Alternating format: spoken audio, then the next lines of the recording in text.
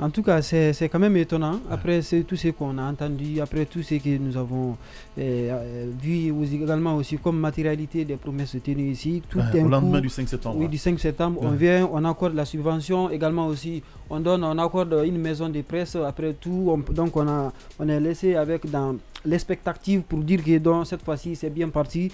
Et on met d'un moment à l'autre, on vient à un revirement également aussi spectaculaire ici. Ça a interrogé, ça a inquiété beaucoup de personnes. Mais de l'autre côté également aussi, certains étaient restés prudents parce que quand on connaît le fonctionnement des juntes militaires en Afrique généralement et au Moyen-Orient et en tout cas disons en Amérique latine, on sait généralement comment ça se termine. C'est un mariage, disons, contre nature, il faut dire comme ça. Parce on sait, allez, voilà. Qui de mieux placé que l'homme lui-même pour nous parler ce matin? Sekou Jamal Pendessa est donc en direct de BLG. Sekou, bonjour, bonne arrivée, Omo.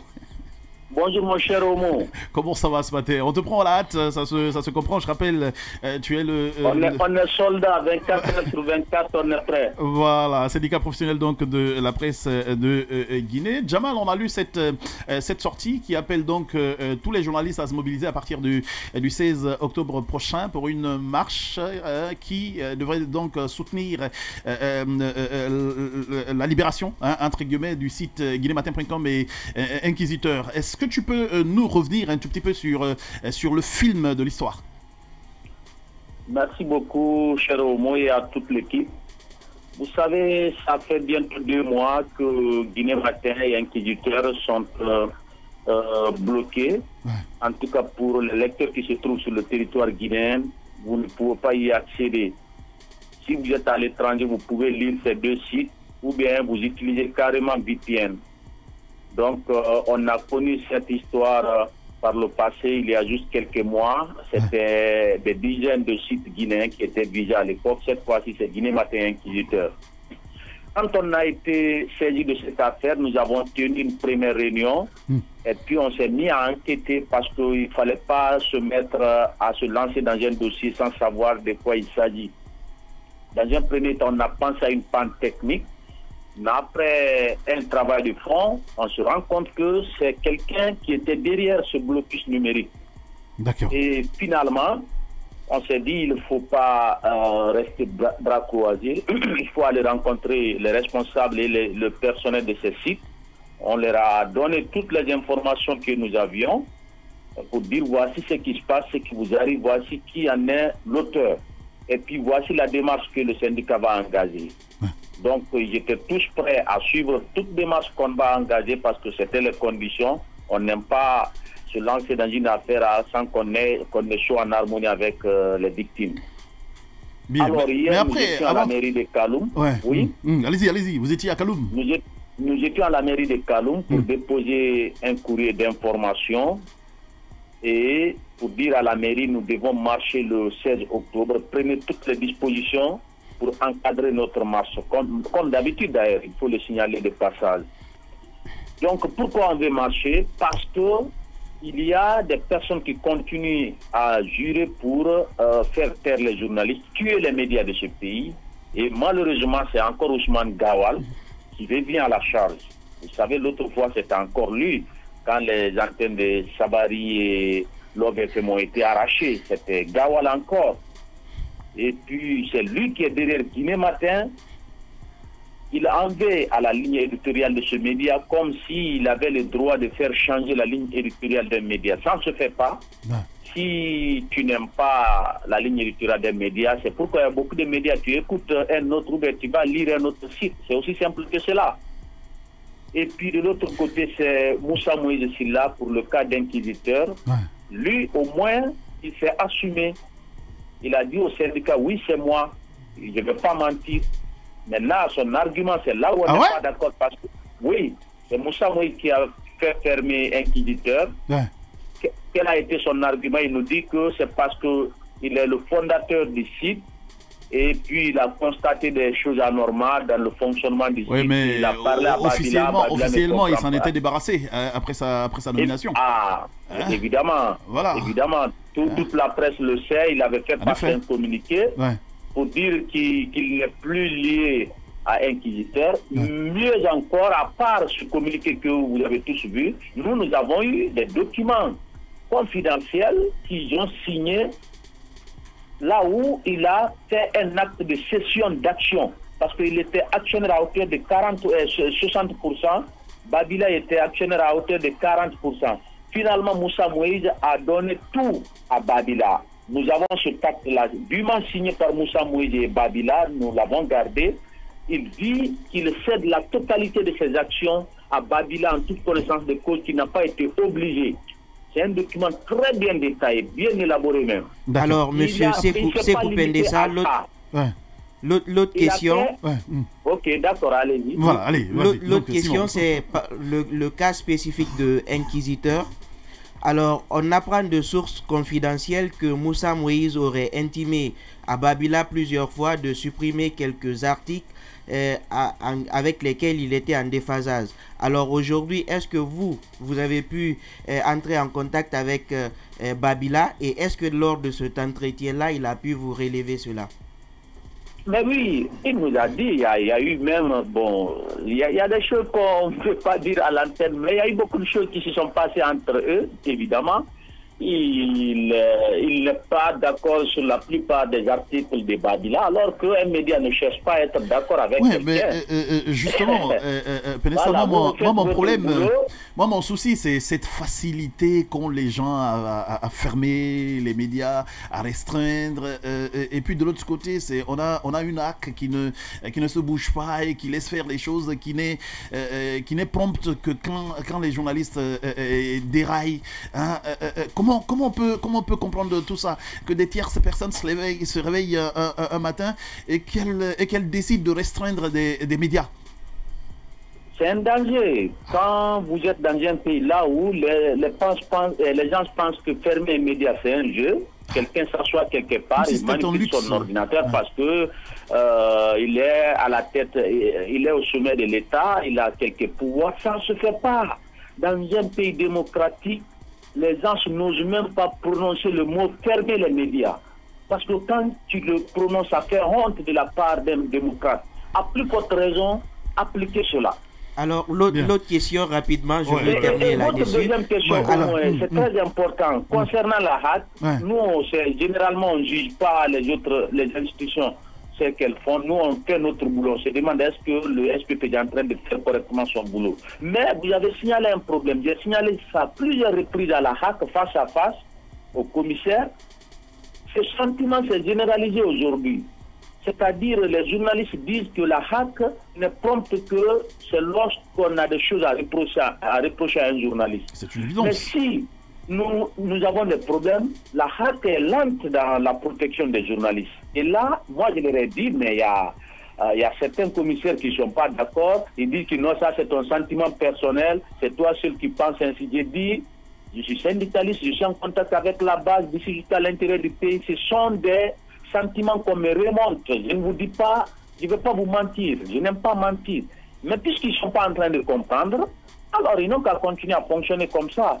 Bien.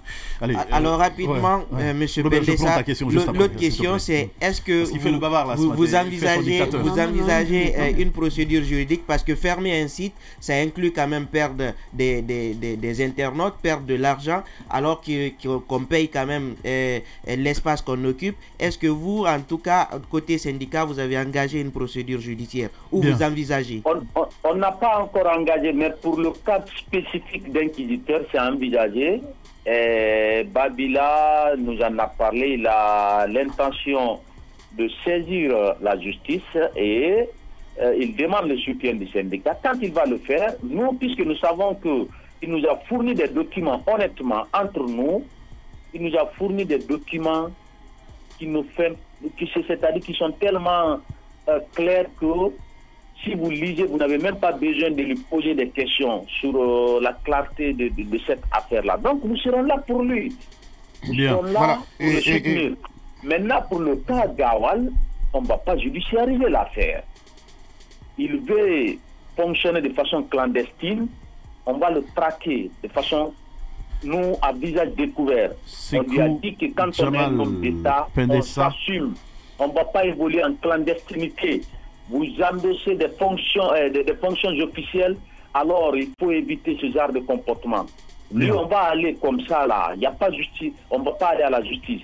D'ailleurs, nous avons choisi une voie légale parce que la manifestation n'est pas interdite, ce n'est pas un crime, nous allons continuer à manifester et nous précisons que c'est l'acte 1 de ce que nous avons appelé l'assaut de la dignité. Bien. Sekou Jamal Pendessa, secrétaire général donc du syndicat professionnel de la presse de Guinée en direct de BLG ce matin. Notre question avec toi, Robert. Oui, bonjour Homo. Moi j'ai envie de poser une question directement parce qu'on voit que ce musellement de la presse, parce qu'on dit aujourd'hui que la liberté de la presse s'aborde en Guinée, mais depuis le 9 mai, du côté de Guinée Matin, on disait que c'était des pannes techniques. Et aujourd'hui, ça a pris 5 mois après, on voit une restriction totale. Du côté d'Inquisiteur, ça c'est un autre dossier, bien évidemment, comme vous venez de le brosser. Mais plus loin, aujourd'hui, vous dites que le lundi, vous prévoyez une sortie, une manifestation. Et vous ne craignez pas, voilà, une marche en tant que telle, mais vous ne craignez pas, car elle reste une manifestation. Marcher également, c'est une manifestation. Oui, la question. Voilà, vous ne craignez pas aujourd'hui une interdiction, surtout que toutes les voix dissidentes sont réduites au silence. Et si tel est le cas, quel serait votre prochain recours? Nous ne craignons pas une interdiction. Vous savez pourquoi? Nous avons une histoire très belle avec la commune, la mairie de Kaloum. Pendant le mandat de Mme Aminata Touré, nous lui rendons hommage de passage parce que cette dame était très attachée à la liberté de la presse, qui est décédée là. L'ancienne maire de Kaloum. Toutes les fois qu'on a écrit, la mairie a encadré notre marche. Ils n'ont jamais interdit. La seule fois que ça a été interdit, malheureusement, c'était sur CNRD l'année dernière. On sait ce qui s'est passé. Donc, la mairie fait qu'aucune de nos manifestations n'a débordé même un seul jour. Nous sommes des journalistes, on va aller marcher, pas d'injures, pas de casse.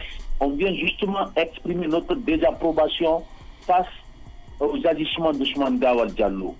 Donc c'est tout. Espérons que ce soit le cas. Alors, dites-nous comment ça va se dérouler cette marche, Ousmane. J'ai dit Ousmane Gawal, ça vient encore. Sekou Jamal Pendessa, comment ça va se faire? Ça va partir d'où à où? Et ça sera quoi le message à passer? Le point de regroupement, c'est au rond-point du port autonome de Conakry. À 10h, on commence, mais déjà à 9h, il y a une commission qui sera sur place avec un registre qui est préparé à cet effet.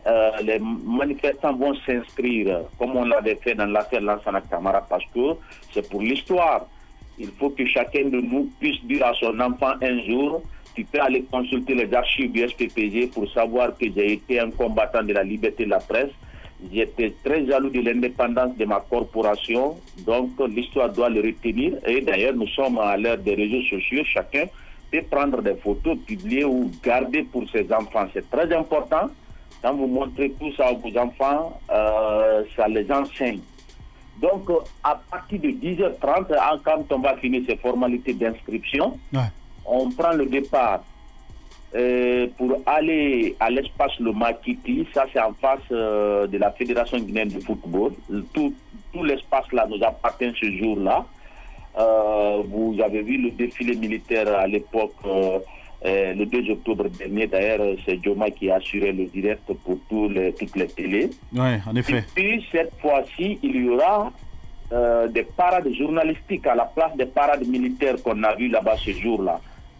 Donc, c'est le trajet, on passe par la cité chemin de fer, c'est-à-dire on ne va pas prendre un trajet compliqué, c'est tout direct du port autonome, vous passez par le siège à la devanture du siège de Selcom, vous venez à la cité chemin de fer, vous continuez tout droit vers le Makiti.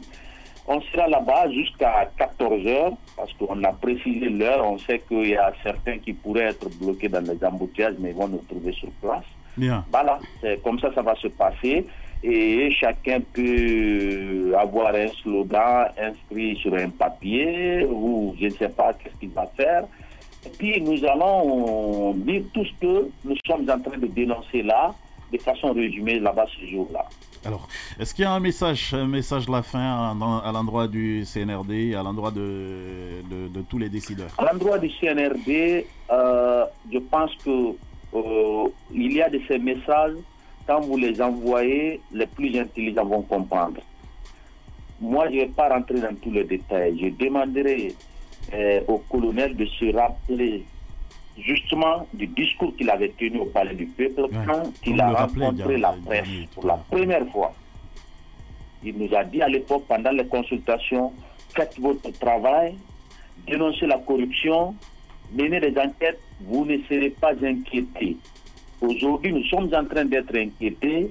Il faut qu'ils haussent le ton, qu'ils disent à ces personnes qui veulent ternir, d'ailleurs, qui sont en train de ternir l'image de sa gouvernance, comme le Ousmane Gawal, pour dire stop. Parce que quand il y aura des problèmes, j'en serai le premier responsable. Donc, c'est le bon moment pour lui de hausser le ton, pour stopper cette dynamique.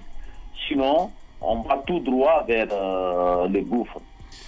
Sekou Jamal Pendessa, secrétaire général du syndicat professionnel de la presse de Guinée. Il ne reste plus qu'à te dire merci. Merci beaucoup, camarade. Merci d'être passé sur Joma et dans Belge. Merci, camarades, et merci à vos auditeurs et téléspectateurs. Merci et surtout très bon courage. À se revoir donc le 16 octobre pour cette marche de la libération. Nous poursuivons.